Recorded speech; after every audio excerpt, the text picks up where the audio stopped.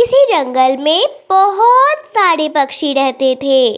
उस जंगल में सारे पक्षी बहुत मेहनती थे। सारे पक्षी के पास अपना अपना एक ज़मीन का खेत था, जहाँ पर वे लोग अपना फसल उगाया करते थे।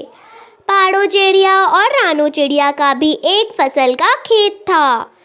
दोनों ही बहुत मेहनत से अलग अलग सब्जियों की फसल उगाते, पर बहुत ही मुश्किलों से उनकी सब्जियां बिक पाती और उन्हें मजबूरी में वह महंगे सब्जियों के दाम बहुत ही कम सब्जियों में बेचने पड़ते और उन लोगों को तो कभी कभी नमक रोटी खाकर भी अपना दिन गुजारना पड़ता।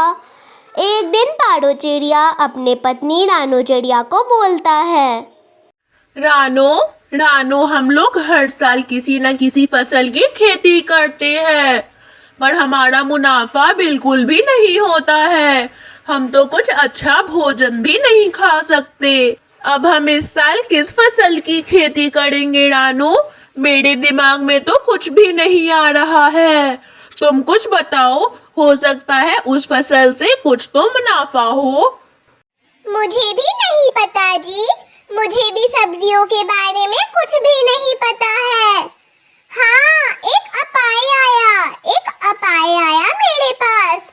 मेरी माँ मुझे हमेशा बोला करती थी, ठंड में भिंडी खाने से सेहत के लिए अच्छी होती है और ठंड में भिंडी जल्दी जल्दी भी उगती है। और देखो हमारी किस्मत को, आपने कुछ दिन पहले ही भिंडी के बीज खरीदे हैं। याद है आपने मुझे बोला था, यह भिंडी के बीज घर के कोने में रख दो, कुछ दिन बाद फसल में डालकर इसे उगाऊंगा। आप भिंडी के ही बीज उगाओ इस बार, और इस बार भिंडी तो बहुत महंगे होंगे। मार्केट में भिंडी अच्छे दाम में बिकेंगे। अरे वाह रानो, तुमने तो बहुत अच्छा उपाय बताया है। ये तो बहुत ही अच्छा उपाय है। मैं इस बारी भिंडी के ही खेती करता हूँ और इस बारी मुनाफा तो हमें बहुत होगा। उसके बाद पाड़ो चिड़िया सारे भिंडी के पौधे खेत में बो देता है और फिर एक दिन पाड़ो चिड़िया अपने पति रानो चिड़िया को कहता है, रानो, 15 दिन हो गए हमारे भिंडी के पत्ते को बोए हुए, अभी तक तो उसमें से एक पत्ता भी नहीं निकला है। मैं पास वाले शहर में कुछ काम से जा रहा हूँ, 1-2 दिनों में वापस आ जाऊंगा। तुम एक काम करना, मेरे फसल का ध्यान रखना अच्छे से और उसके सूखे सूखे पत्ते काट लेना, ठीक है? वरना हमारे फसल नहीं उगेंगे। अगर मुझे समय मिलता तो मैं काट लेता, पर तुम ही काट लेना। ठीक है जी, आप जाए, मैं सारी चीजों का ध्यान रख लूंगी। आप जाए और अपना काम करके आए। उसके बाद पाड़ो चिड़िया अपने घर से निकल जाता है और दूसरे शहर के लिए चला जाता है। एक काम करती हूँ, पहले नदी से पानी पी लेती हूँ, उसके बाद जाऊंगी खेत में सूखे सूखे पत्ते काटने, वरना हमें देरी हो जाएगी। इन्होंने तो खास कर ही बोला है, सूखे पत्ते काटने ही काटने हैं। अगर नहीं काटा तो हमारी फसल नहीं उगेगी। उसके बाद रानो चिड़िया अपने खेत में जाती है और वहाँ पर सारे सूखे सूखे पत्ते हटाने लगती है। ये सब देखकर बगल वाले खेत में जो गोरी कव्वी और कालू कव्वे बैठे थे, वह एक दूसरे से बातें करते हुए बोलते हैं, कालू कालू, देखो रानो चिड़िया का खेत, कितने अच्छे अच्छे पौधे डाले हैं उसने अपने खेत में और कितने अच्छे से उग भी रहा है उसका पौधा। रोज रोज काटते भी रहती है थोड़ी थोड़ी फसल। हम तो बहुत कामचोर है, हमसे तो ये सब नहीं होगा। मुझे तो बहुत जलन होती है रानो चिड़िया के खेत को देखकर। अब कुछ कर भी तो नहीं सकते हैं ना गोरी, उसका खेत उस तरफ है और हमारा खेत इस तरफ है। कुछ कर भी क्या ही करेंगे, वो हार मानने वालों में से नहीं है। इसी तरह कुछ महीने बीत जाते हैं।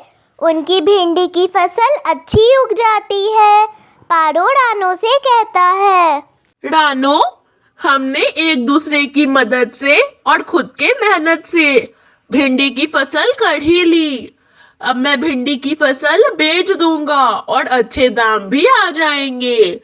मैं कल ही जाता हूँ जंगल और जंगल में सारी भिंडी बेच दूंगा। आज तुम थोड़ी मदद कर दो मेरी फसल काटने में। हाँ, आपने बिल्कुल सही कहा। हमने अपने मेहनत और लगन से आगे बढ़कर दिखाया। अब आप दूसरे जंगल उसे बेच दीजिएगा, इससे अच्छा मुनाफा भी होगा। कल मेरा पेट बहुत दुख रहा था, हो सकता है मुझे अंडा होने वाला है, तो इस खुशी में आप जल्दी आ जाइएगा। उसके बाद पारो चिड़िया और रानो चिड़िया अपने खेत से सारे फसल निकाल लेते हैं और पारो सारे फसल को बेचने दूसरे जंगल चला जाता है। उसी शाम रानो ने एक अंडा दिया। उसके बाद रानो अपने खेत में पानी देने चली गई। तभी वहाँ पर किसी सांप ने रानो को डस लिया और रानो वहीं मर गई। जब रानो का पति पारो घर आता है तो वह देखता है कि घोंसले में एक छोटा चिड़िया बैठा है। पारो समझ जाता है वह छोटा चिड़िया उन्हीं का बच्चा है। वह छोटा चिड़िया पारो से कहता है, पापा, पापा, आप मेरे पापा ही हो ना? मैं 2 दिनों से अंडे में ही था पापा। 2 दिनों से मैं अंडे को तोड़ने की कोशिश कर रहा था, पर टूट ही नहीं रहा था अंडा। मैं जब अंडे में था तो मम्मा बोला करती थी मैं बड़ा होकर बहुत कामयाब बनूंगा। और मम्मा यह भी बोला करती थी अगर कभी भी मैं इस दुनिया में नहीं रही तो मेरे बेटे तू यह बात जरूर ध्यान देना, तेरे पापा तेरे सामने कभी भी आएंगे तो उनका रंग पर्पल होगा, उनको कभी भी दुख ना देना। यह बोलकर मम्मी बोलती है कि मैं आती हूँ अभी खेत में थोड़ा पानी डालकर। फिर मुझे खेत से एक बहुत जोर की आवाज आती है। उसके बाद मैं मम्मी की एक भी आवाज नहीं सुन पाती हूँ पापा। अब तो पारो समझ गया था उसके जिंदगी में अब कोई नहीं है। अब उसे उसके बच्चे को खुद से ही संभालना होगा। और पारो बहुत उदास होता है पर हिम्मत कर आगे बढ़ता है।